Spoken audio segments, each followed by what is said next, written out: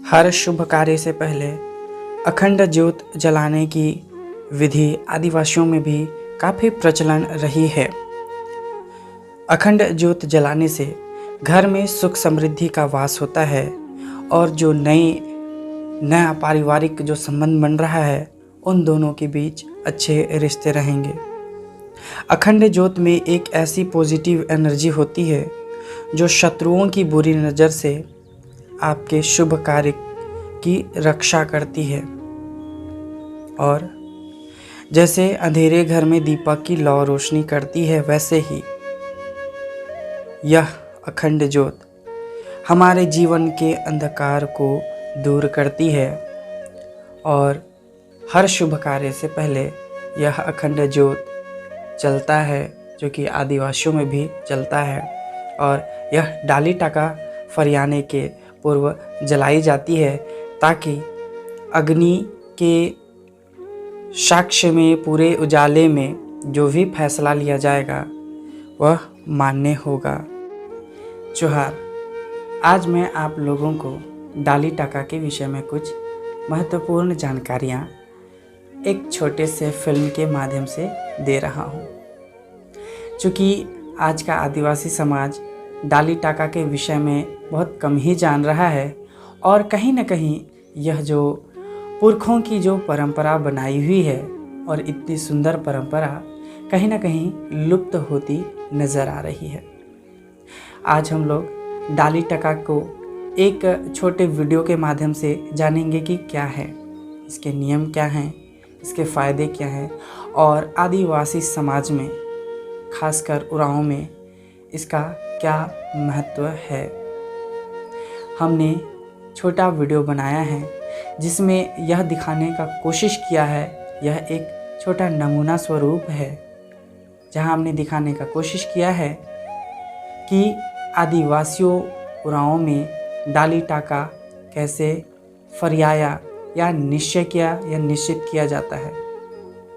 आपको बताना चाहूँगा कि अन्य समुदाय से यह डाली टाका का जो नियम होता है वो आदिवासियों को कैसे भिन्न करता है, कैसे अलग और महत्वपूर्ण बनाता है। हम देखेंगे कि अन्य समुदाय में, कृपया इसे अन्यथा ना ले, यह एक शोध या एक उचित जानकारी हेतु बनाया गया वीडियो है।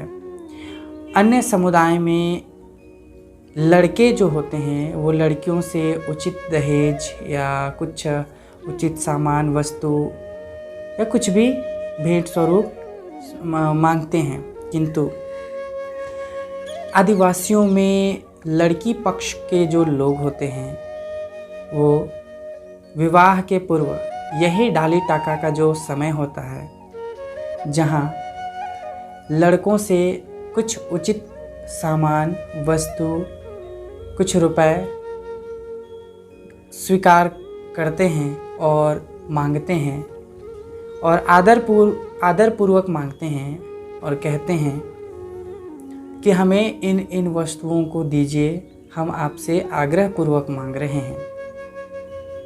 यथा इन दोनों के बीच यानी लड़के पक्ष और लड़के पक्ष के 3 लोग जो जानकार हों, जो बुजुर्ग हों, और लड़के पक्ष के 3 लोग जो जानकार और बुजुर्ग हों, जिनको अच्छी समझ हो, अच्छी पकड़ हो, वो लोग एक पंच के रूप में बैठते हैं और यह निश्चित करते हैं कि लड़के पक्ष हमें किन किन वस्तुओं को देंगे। और इन दोनों के बीच एक संवाद चलता है जो व्यंग्य के रूप में होता है, जिसमें हास्य भी होते हैं, हास्य व्यंग्य होते हैं, काफ़ी मजाक उड़ाया जाता है दोनों पक्ष के लोगों को। लड़के पक्ष के लोग कहते हैं कि लड़की को एक बाछिया के रूप में कहते हैं कि हमारी एक बाछिया खो गई है जिसे हम ढूंढने यहाँ आए हैं। और यह जवाब लड़कियों के पूछने के लड़की पक्ष के पूछने के बाद बताया जाता है कि लड़की पक्ष पूछते हैं कि आप यहाँ क्यों आए हैं, आप चोर हैं, डाकू हैं, बदमाश हैं, आप कौन हैं, आप यहाँ क्यों आए हैं। तब उत्तर में लड़के पक्ष के लोग कहते हैं कि हमारी एक बाछिया है जो कहीं खो गई है। और एक महत्वाइन होती है जिसे आप देखेंगे कि विवाह में जिसे अगुआ कहा जाता है, जो दोनों लड़के और लड़का और लड़की दोनों पक्ष के बीच समन्वयक का काम करते हैं, उन्हें अगुआ कहा जाता है। वे उनके विषय में कहा जाता है, उनको महतो या महत्वाइन कहा जाता है। यदि पुरुष हो तो महतो और महिला हो तो महत्वाइन कहा जाता है। उसकी ओर ढेस देकर कहते हैं कि इस घर की ओर जाते हुए एक महत्वाइन ने हमें जानकारी दी है कि इस घर में हमारी बाछिया को घुसते हुए देखा है। चूँकि जानकारी पहले से होती है, तब लड़की पक्ष के लोग इसी विषय में कटाक्ष करते हुए कहते हैं कि आप जिस बाछिया की बात कर रहे हैं वो यही है, किंतु हमारे खेत का, हमारे अनाज का उन्होंने बहुत नुकसान किया है, बहुत खाया पिया है, तो इसका हर्जाना आपको भरपाई करना पड़ेगा, तभी जाकर उस बाछिया को हम आपको सौंपेंगे, अन्यथा हम उसे नहीं देंगे, हम अपने घर में ही रखेंगे। यह एक व्यंग्य था, यह एक तिरछा प्रश्न था। इसका सीधा अर्थ है कि लड़की पक्ष के लोग कुछ भेंट मांगते हैं जो कि आदरपूर्वक होता है।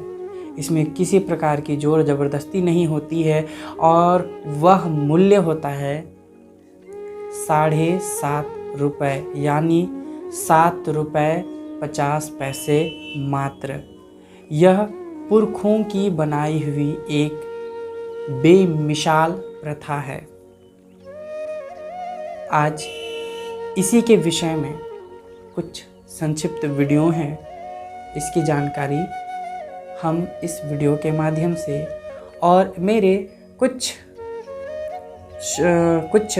संक्षेप में इकट्ठे किए गए जानकारी से प्राप्त करेंगे। तो आइए देखें कि डाली टका की जो प्रथा होती है वो आदिवासी समाज में कैसे महत्वपूर्ण होती है। हाँ, तब आप बोला भाई, समझिए आप। तो बोला तब का करे आया है तो बैठा का ले बैठा तो बोला हमें तो नहीं बोला है का करे बैठा सके तो बतावा तो हामीन ताली ने भाई आ रही हमें उर्गुटू बाजार। अच्छा उर्गुटू बाजार आ रही। हाँ, तो उन्हें है तो उन्हें से ने कीन कर लाना तो हमें बचिया। हाँ बचिया बात करे ना जी, तो हमें बचिया कीन के लेके आवत रही। अरे हे रोड आवत रही तो साला यही जगह कने छड़का लग और कने जे ढुकलक नहीं से पता नहीं, पता लगा इतना सुंदर बचिया है, एकदम छिलछिलाल साला हर जोते वाला बच्चा पर नहीं हमें बचिया ले रही भाई। फिर रोड हमें चलत रही तो तरवा गेल की का, तो से रोड में चले नहीं खोजे, तो से हे बटे एकदम पीते के देलक डोरा के खींच के। दरवाजा नहीं भाई, नहीं अलग तो से अब कते दूर अलग तब देखे पारली, तो से तो ये नहीं आते आते तनिक हमरो अथी हो गेली। मोची के नहीं धरे पाए राजोरी होता है बढ़िया से। तो वही तो कहा थी विदय के लगे एकदम गाड़ी का आवाज से तरवायु के लग पक्का रोड में चले नहीं खोजे लगा। और ओकर बाद यही बटे यही डर के धरला, अरे दके आला करे यही लाइन घुसला। अब छोड़ तो देखली कि डोरा भर दिसला कर यही दूरा में ढुक के लगा। कैसन है छिलछिलाल है एकदम सौनी गोतम। हां, रंग रूप कैसन है। हाथ गोड़ सब बढ़िया है कि एकदम देखता है कि ले ही कि ठोक ठकाए के ले रही की। तब क्या है कि गोरी है, सौनी कदर है कि करिया गोरिया नहीं, सौनी कदर है, गोरियों न खे बेसी।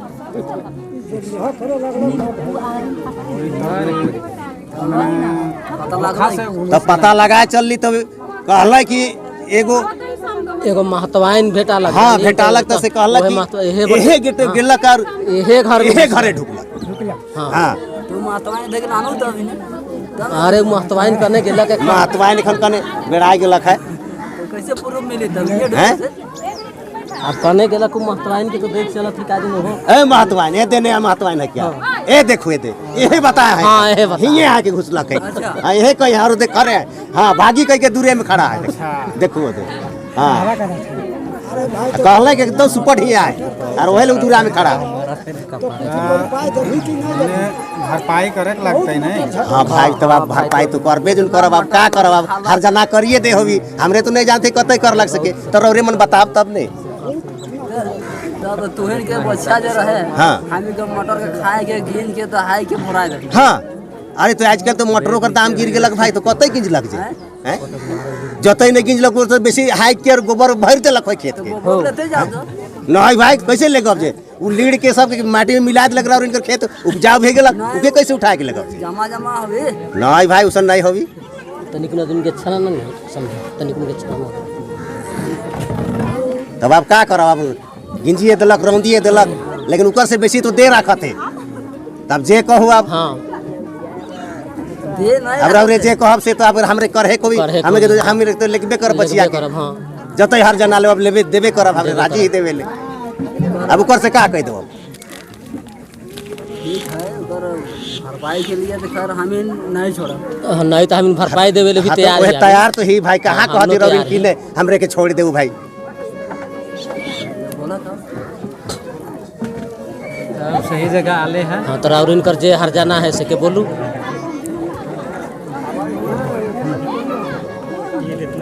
वो तो हमरे बढ़िया कहते कि मिल गेलक हमरे के बचिया हो रौरे के शुक्रगुजार है हमरे के हमरे बचिया के सही राय के राख दे।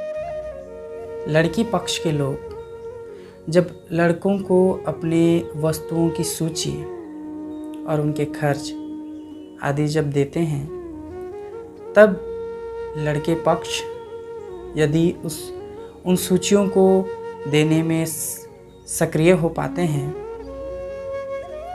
तो उन्हें एक बार में ही दे देते हैं, अन्यथा उसमें कुछ संशोधन चलते हैं जो इस प्रकार हैं। जब लड़की पक्ष के लोग देते हैं अपनी सूची तो जिसे लड़के पक्ष वाले कुछ संशोधन फिर थोड़ी संशोधन करके अंतिम चरण और अंतिम फैसले में आया जाता है और उनको सर्वसम्मति से जो भी वस्तुओं की सूची है उस पर हस्ताक्षर कर दी जाती है कि जी हाँ हम इसे अदा करने में सहमत हैं। तो आइए देखते हैं कि यह संशोधन कैसा चलता है।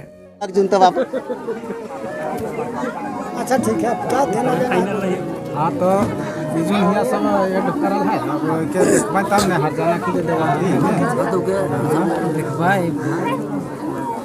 फाइनल तो नहीं है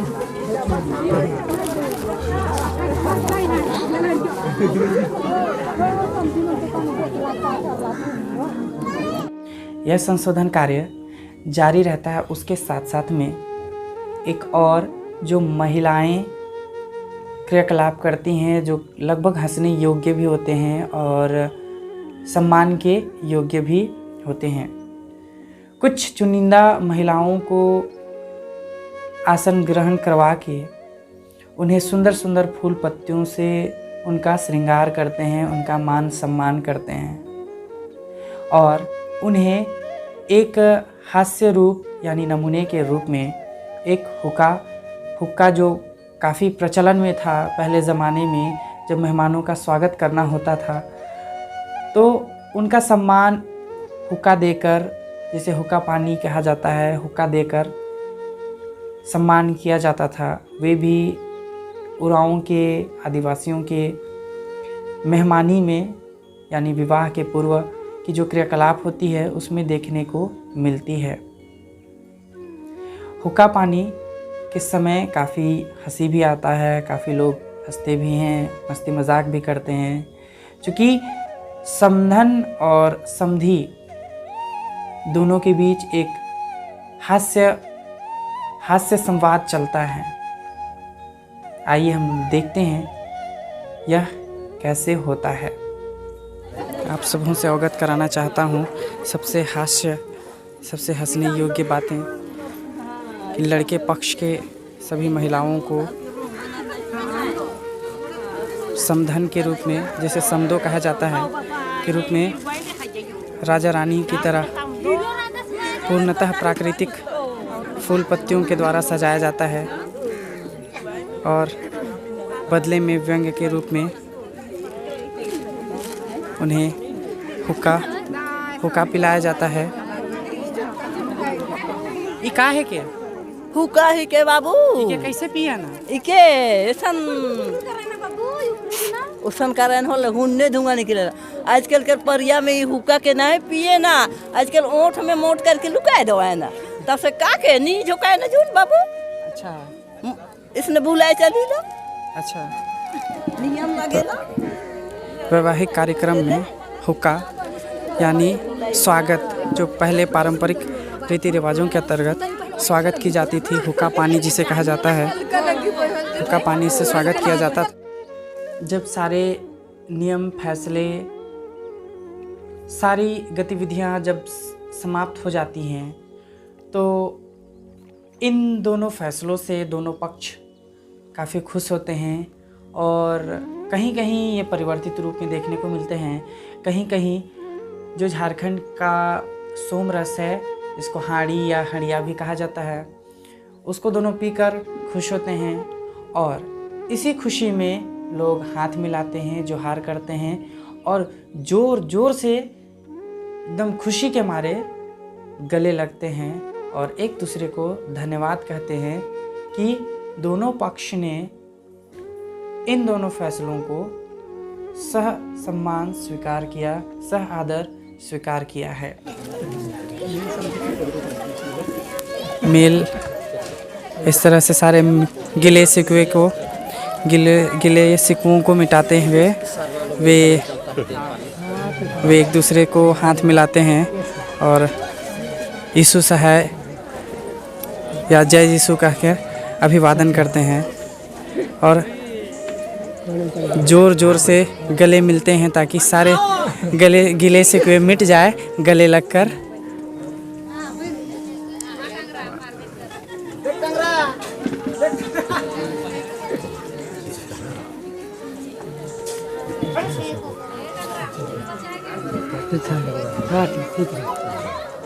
चलिए, इस तरह से सारे गिले शिकवे मिट गए हैं, दोनों पक्ष के लोग काफ़ी खुश हैं